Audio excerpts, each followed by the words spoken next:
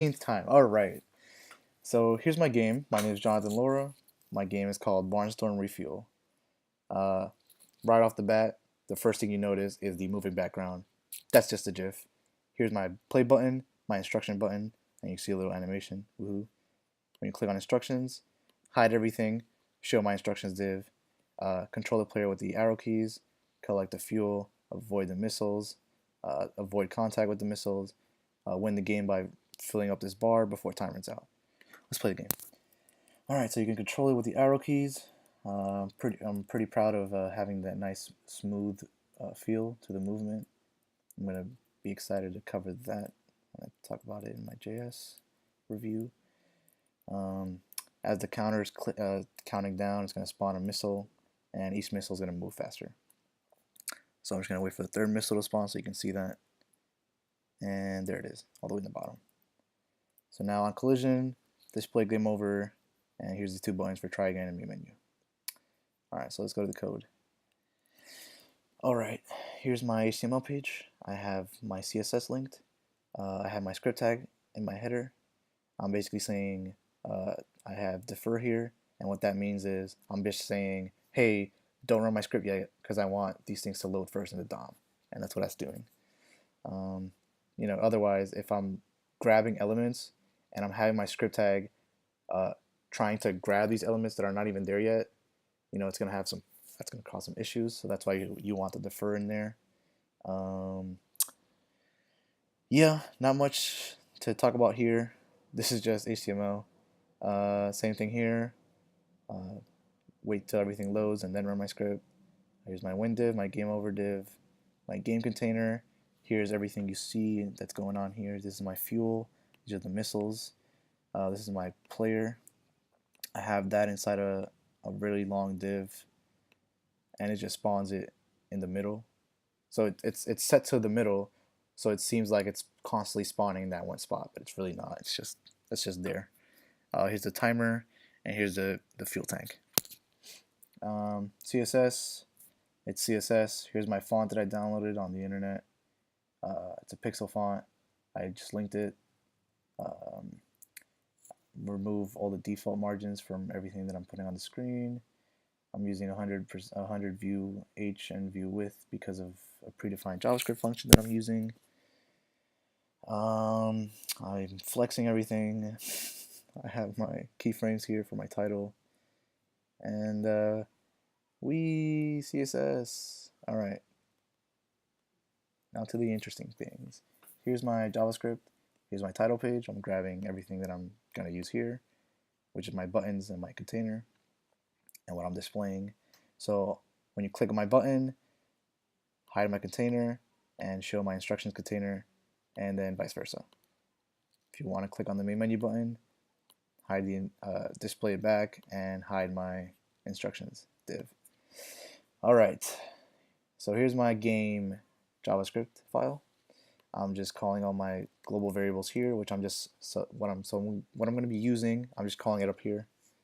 So it's my player div, my fuel div, my missiles, the bar, and the timer. Or wait, the timer's not up here. This explosion is just an image that's inside the player div that I have it to display block every time he hits a missile.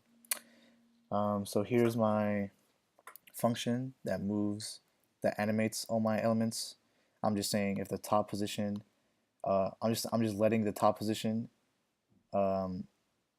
equal to get bound. So get bound client rectangle is just basically returning the value of everything of that rectangle. So its positions, the value of its top, left, right, down position. So that this is godsend. I love this. Definitely made everything easier for me. So I'm basically saying from the player div, the value of the top of the player div, and I'm just assigning it to this variable here. I'm using this because I wanted to find an easy way to call this exact line elsewhere in another function, and just putting this in front of it, making it a this works. So I'm gonna stick with that. and then I'm basically saying if the position does not equal this, if it does equal this, clear interval, so it stop moving. So I don't want it. I don't want the player div to just run outside the map or run outside the screen. And then if it doesn't, just add a pixel over and over again to the top of the div until it equals that. Same with all these other functions. So now event listeners, this will get very interesting. I want to just cover this real quick. I don't have a lot of time. So I have my variables here, all equal empty arrays. And I have two event listeners. So on key down, here's my switch statements. I have code equal event.code, whatever.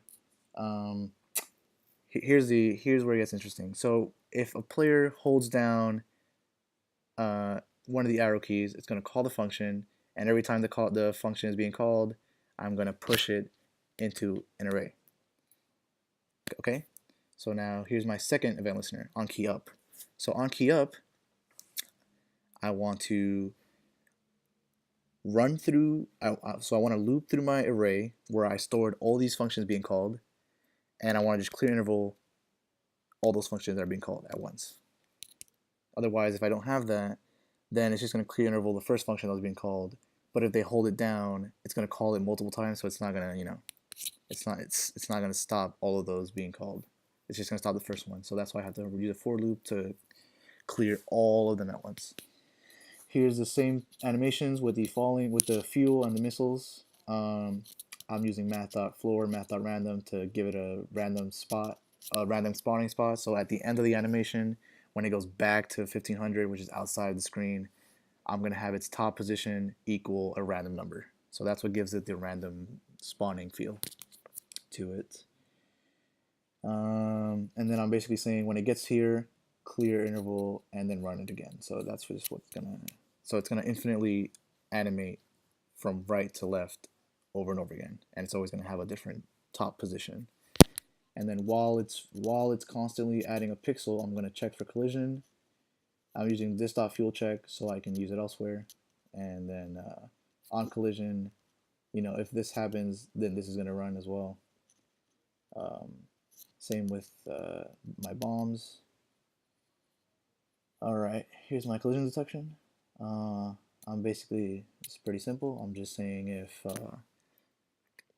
let's grab this one right here, for example, this line right here. This line is saying if the right value of the player is less than the left value of the incoming fuel, return false for collision. So when it returns true, what the player sees is it's basically saying when the left side of the fuel is overlapping the right side of the player. So basically when they're inside of each other, the rectangles are inside of each other, return true for collision. That's just what that's saying. Here's my collision detection or detected function. So when this.fuel check equals true, then do these things. In this case, this is just my fuel bar. It has my progress bar has a width of 0 pixels. So it's just adding pixels constantly over and over again. That's my progress bar. Same detection with the bombs. And then here's what I wanted to do when the detection for the bomb returns true. Display the game over div. Here's my timer. When certain amount of seconds hit, spawn a missile. And yeah, that's about it. And this is my checkpoint function.